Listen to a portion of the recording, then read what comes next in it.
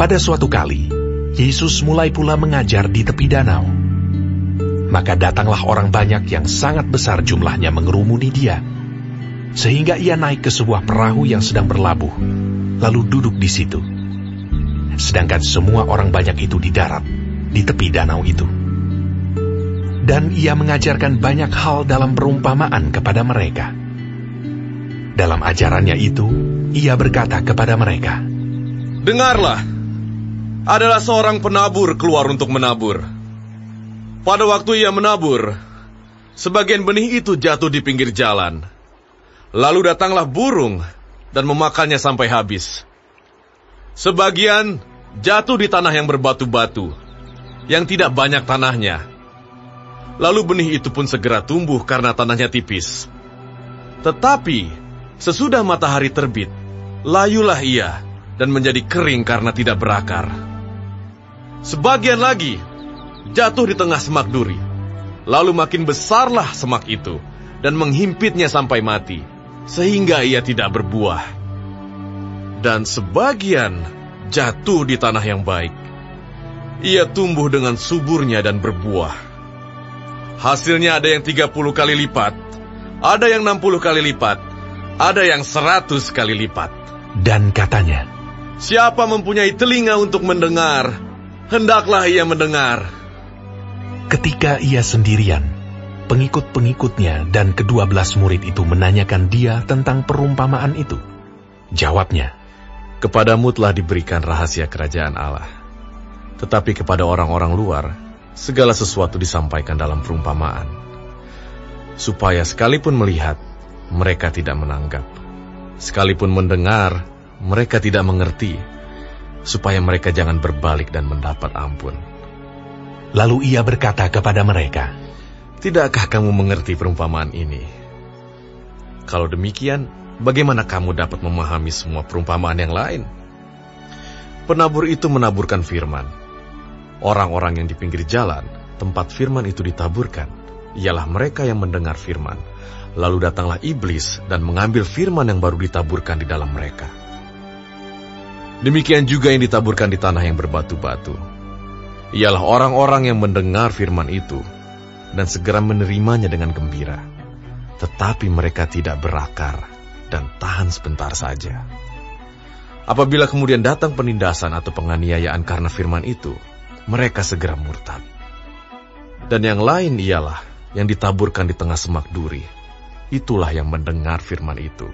Lalu kekhawatiran dunia ini dan tipu daya kekayaan dan keinginan-keinginan akan hal yang lain masuklah menghimpit firman itu sehingga tidak berbuah. Dan akhirnya yang ditaburkan di tanah yang baik ialah orang yang mendengar dan menyambut firman itu lalu berbuah. Ada yang 30 kali lipat, ada yang 60 kali lipat, dan ada yang 100 kali lipat."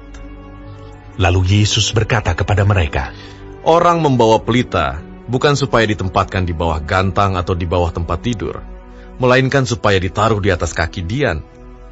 Sebab tidak ada sesuatu yang tersembunyi yang tidak akan dinyatakan, dan tidak ada sesuatu yang rahasia yang tidak akan tersingkap. Barang siapa mempunyai telinga untuk mendengar, hendaklah ia mendengar." Lalu ia berkata lagi, "Camkanlah apa yang kamu dengar. Ukuran yang kamu pakai untuk mengukur akan diukurkan kepadamu, dan di samping itu akan ditambah lagi kepadamu. Karena siapa yang mempunyai, kepadanya akan diberi.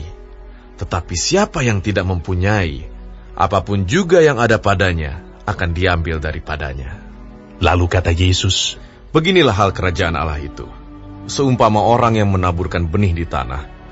Lalu pada malam hari ia tidur dan pada siang hari ia bangun. Dan benih itu mengeluarkan tunas dan tunas itu makin tinggi. Bagaimana terjadinya tidak diketahui orang itu. Bumi dengan sendirinya mengeluarkan buah. Mula-mula tangkainya, lalu bulirnya, kemudian butir-butir yang penuh isinya dalam bulir itu. Apabila buah itu sudah cukup masak, orang itu segera menyabit, sebab musim menuai sudah tiba."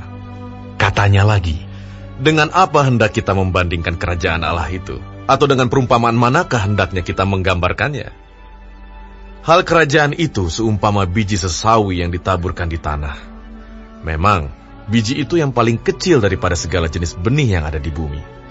Tetapi apabila ia ditaburkan, ia tumbuh dan menjadi lebih besar daripada segala sayuran yang lain, dan mengeluarkan cabang-cabang yang besar, sehingga burung-burung di udara dapat bersarang dalam naungannya. Dalam banyak perumpamaan yang semacam itu, ia memberitakan firman kepada mereka sesuai dengan pengertian mereka. Dan tanpa perumpamaan, ia tidak berkata-kata kepada mereka, tetapi kepada murid-muridnya, ia menguraikan segala sesuatu secara tersendiri. Pada hari itu, waktu hari sudah petang, Yesus berkata kepada mereka, "Marilah kita bertolak ke seberang." Mereka meninggalkan orang banyak itu, lalu bertolak, dan membawa Yesus beserta dengan mereka dalam perahu di mana Yesus telah duduk, dan perahu-perahu lain juga menyertai dia.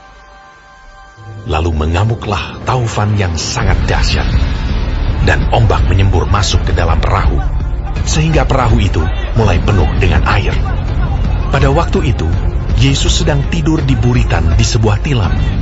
Maka murid-muridnya membangunkan dia dan berkata kepadanya, "Guru, kau tidak peduli kalau kita binasa?" Ia pun bangun, menghardik angin itu, dan berkata kepada danau itu, "Diam!